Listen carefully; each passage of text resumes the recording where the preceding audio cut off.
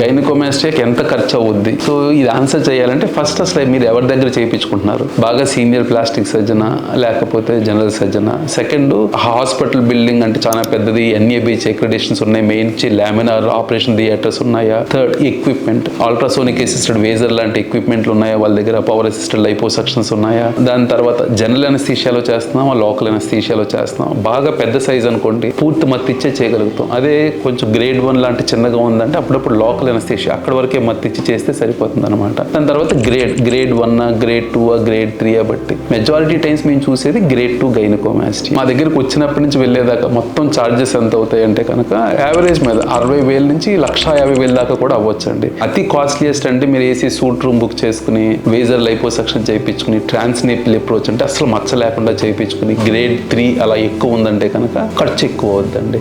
Suppose grade 1 ఉంది, just OPD అంటే morning వచ్చి సాయంకాలం పంపించేస్తాం యావరేజ్ మీద, అలాగైతే తక్కువ ఖర్చు అవుతాయి. ఇలా అన్ని లెక్క వేసుకుంటే it may come down to 60,000 rupees.